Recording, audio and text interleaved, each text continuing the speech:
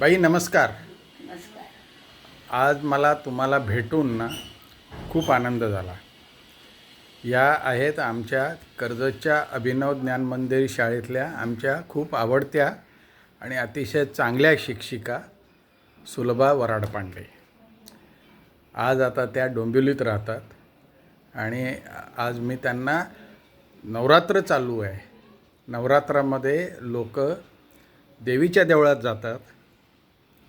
मी विचार केला आपल्याला अशा कोण देवी भेटल्या, तर त्याच्यामध्ये आज तुम्हाला म्हणून मी भेटायला आलो आहे.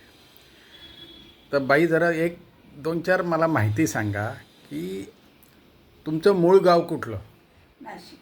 नाशिक. आणि तिथं तुमचं शिक्षण झालं आणि तुमचा आवडता विषय कुठला? आवडता विषय आहे इंग्लिश, हिंदी, संस्कृत. अच्छा, भाषा म्हणजे त्याच्यात हिंदी, इंग्लिश, संस्कृत. आणि मग पुढे तुम्ही जे शाळेमध्ये इंग्लिश शिकवलं. आम्हाला पण तुम्ही इंग्लिश शिकवलं. काळेशास्त्री होते ना, म्हणून संस्कृत नाही. ठीक आहे. आणि हिंदीला पण एक बाई होत्या म्हणून त्यांना मी फक्त इंग्लिशच शिकवलं. हो, पण तुम्ही आम्हाला इंग्लिश चांगलं शिकवलं. आज आम्ही सगळीकडे जे कामं करतो, जातो, परदेशामध्ये जातो, आमचं इंग्लिश चांगलं आहे लोक म्हणतात. आणि कुठलाही विषय लहानपणापासून जर चांगला शिकवला गेला असेल तर पुढे तो आणखीन चांगला होतो. त्यामुळे तुमच्या इंग्लिशमुळे आम्हाला इंग्लिश चांगलं शिकता आलं आणि आम्ही पुढे चांगलं अजूनही बऱ्यापैकी चांगलं बोलतो आहे. तुमच्यामुळे काही वाचनाची पण आवड लागली. बाई मी बघतो इथं खूप पुस्तकं आहेत तुमच्या टेबलावर. पुस्तक मी आत्ता आलो तर तुम्ही काहीतरी तुम्ही काही वाचत होता, काही तुम्ही पेन घेऊन तुम्ही काही ह्याच्यामध्ये तिथं बघा, या पेनामध्ये बाई काही पुस्तक वाचतायत आणि काही मार्किंग करतायत. मी लिहिलेलं पुस्तक आहे. हां, हे बघा, हे बाईंनी लिहिलेलं पुस्तक आहे. काय ह्याचं नाव आहे? थांबा. भगवद्गीता. भगवद्गीता विवेचनासह. आणि हे बाईंनी लिहिलेलं पुस्तक. तर बाई तुम्हाला सगळ्यात कोण जास्त आवडता लेखक? लेखक असं नाही सांगता येणार, कारण खूप लेखक माझे आवडते. बरं, 1-2-4 लेखक जे तुम्हाला कधीही विचारलं तरी विसरणार नाही, त्यांचं लेखन तुम्ही विसरणार नाही असे. काय सांगू तुला? अरे माझ्याकडे हे पण आहेत, आपले समर्थ रामदास स्वामी सुद्धा माझ्या डोळ्यासमोर आहेत. बरं. असे सगळे अनेक आहेत माझ्या याच्या डोळ्यासमोर. बरं.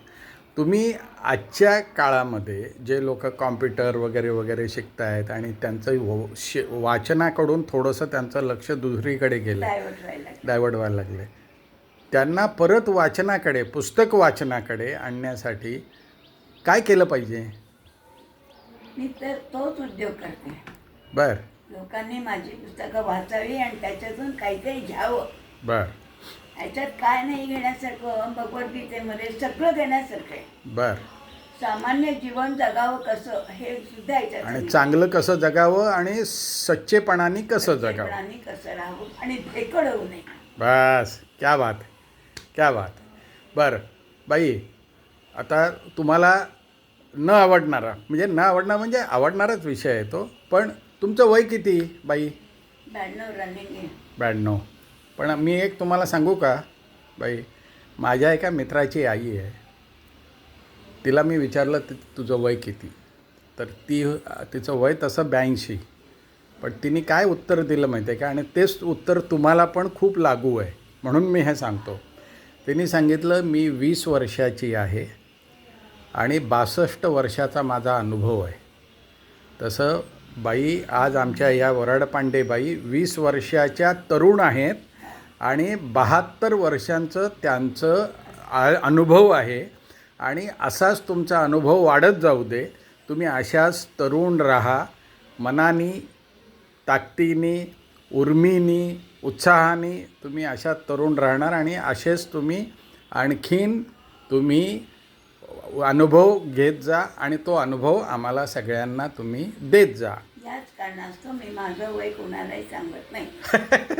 पण जर कोणी विचारलं तर आता हे वय सांगा की मी 20 वर्षाची तरुणी आहे. मी तेच सांगते. मी माझं वय सांगतच नाही त्यांना. हा बरं. आता कोणत्या कारणास्तव मला विचारलं हे माहीत नसल्यामुळे मी ते सांगितलं. नाही नाही, पण तुमचा अनुभव वाढत जाणार आणि त्या अनुभवाची आम्ही 100री साजरी करायला मी येणार परत.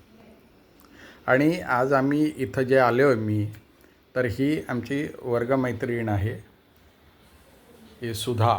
ही आमच्या वरडपंडेबाईंची मुलगी. ही आमच्या वर्गात आज, आणि तिच्याबरोबर माझं बोलणं होत असतं. आणि तिने आज मला इथं बाईंच्याकडे ते घेऊन आली, त्यामुळे मी खूप आज आनंदी आहे. बाई, आज ना मी तुम्हाला भेटून, या नवरात्रीच्या दिवसात तुम्हाला भेटून आज मी श्रीमंत झालो आणि हे मी लोकांना सांगणार. तर पुन्हा एकदा तुम्हाला धन्यवाद. तुमचे अशीच ताकद, उर्मी, उत्साह असाच राहू दे आणि सगळ्यांना तुम्ही असाच आम्हाला आशीर्वाद देत राहा. आम्हाला चांगले चांगले माहिती देत राहा आणि आम्हाला फोन करा. तुमचा फोन आला की बरं वाटतं. चला, ओके.